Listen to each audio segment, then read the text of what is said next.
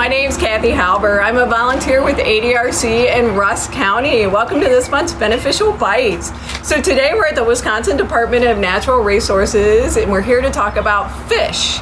So fish is really good for us. It's this month's featured food, and the American Heart Association actually recommends eating fish at least twice a week. Not only is it good for our heart, it's good for our brains, and reduces inflammation. It has really a lot of benefits. And so with me today, I have Bob Hauser, fan favorite Bob Hauser. You remember him from November when we did Hauser's Hoagies. And today, he's gonna show us how to make Bob's bluegills. And then also, I have the warden stationed here in Rusk County, Dill, and he's gonna tell us the do's and don'ts of fishing. So, Bob's gonna kick us off. We got some cooking on the grill already, so you can see what it looks like when it's done.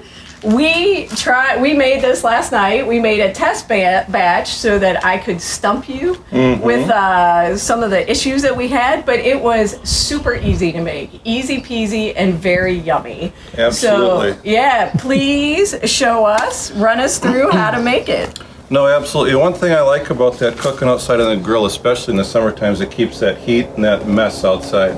You know, while trying to keep our homes more hospitable and cool, and that really helps with that. But myself and the kids, we do a lot of bluegill fishing in the spring, you know, catch a few batches and have some fish. But one way we like to make them is, you know, on the grill or in the oven, you're basically baking them is what we're doing.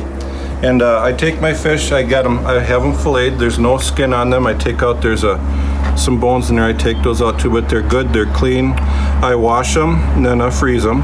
When I thaw them out, I'll rinse them again and I'll let them drip, you know, so they're all good and clean. But what we'll start out with here is, I usually do everything I'm a sight person. I like doing it by sight. If I can see it on there, it looks pretty good. So I'll put a little bit of dill on there. That looks good there. I'll give them a shake or two of pepper here. About there looks good. I'll mix that all up in a minute here. A little bit of seasoned salt. So it's really simple. The ingredients are something that, you know, most all of us have in our homes, which is kind of nice.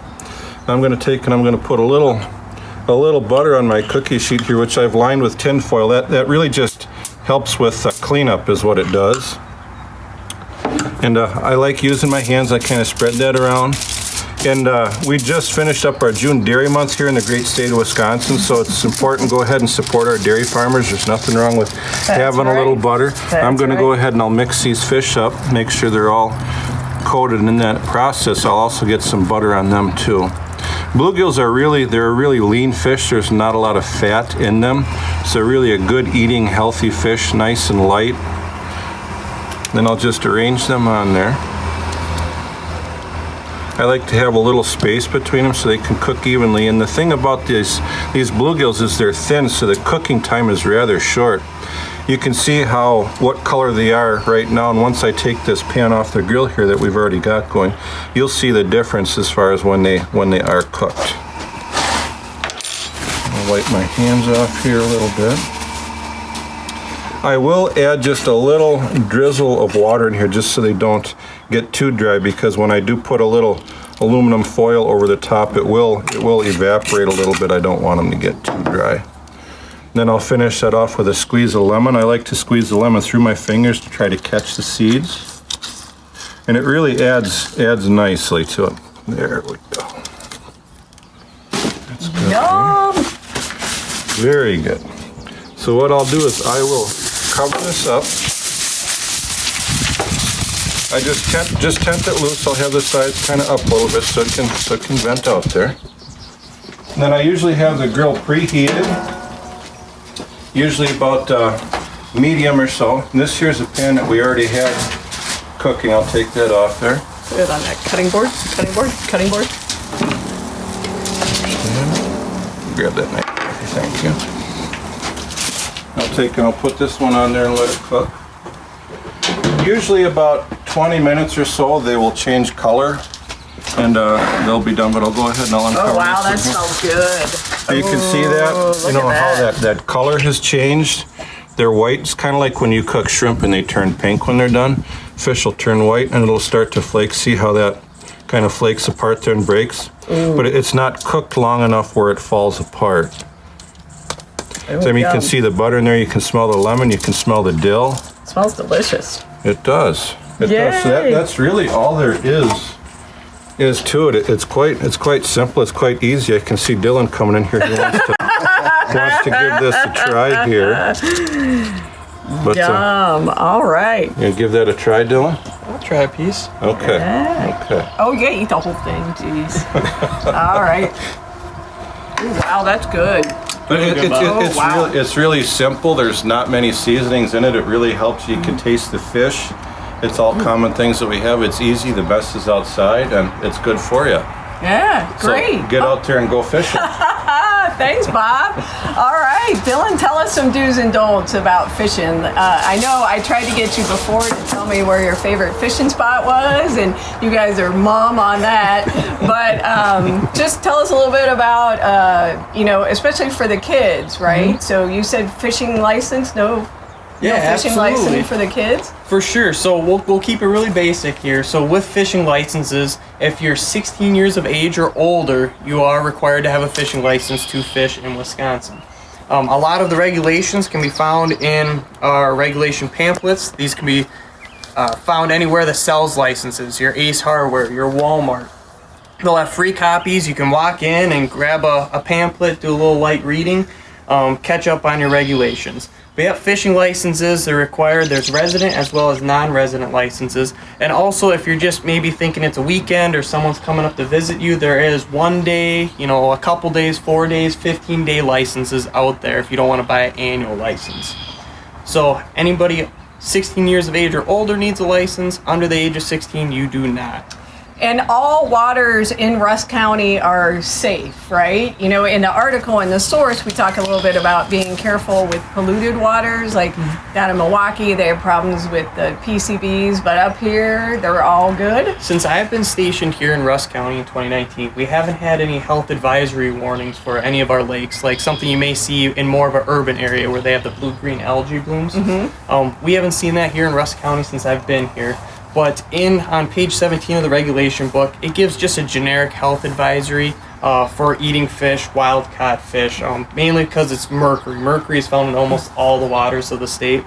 And they provide a little recommendation for women and who are childbearing, nursing, people under the age of 15. They can eat 1 meal per week of bluegill, sunfish, crappies, like what Bob made here today.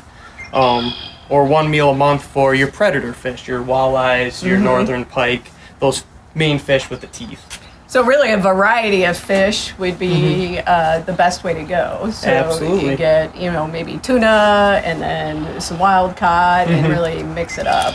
So one thing we do have to worry about though is invasives, right? And making sure we keep our boats clean. For sure, yeah. Invasive species is always a concern when outdoor recreating. So if you're out there fishing on a boat, once you go fishing, you gotta make sure your live well's empty. You can't be transporting water from that lake. Make sure the live well's empty, whether it is you have the bilge pump going or you pull the plug in the back of the boat to make sure all the water's drained out. Make sure your trailer, your boat, the motor, all that is clear of any weeds. We don't want to be bringing, a weed from one lake to the next lake. So just make sure all the water's drained, your boat's clean and clear of any vegetation that you may find in the water. Okay. And then when we were talking about shore fishing, you said by the dams, right? Yep. So Rusk County has a lot of opportunities here for shore fishing for people who may not have a boat. Memorial Park right here in Ladysmith has several docks there that you can fish from, and I've seen people catch several fish, bass, catfish there fishing in the Flambeau River. But also a main area for people that fish is below the dams. The dams here in Rusk County would be below on the Flambeau River, the Ladysmith Dam, the Thornapple Dam. These places have access to them. They're a common place to fish. People have a lot of success fishing below them. But there's also, like on the Thornapple Dam, there is nice piers set up where there is fishing rod holders and a nice, steps or disabled access to get to those areas.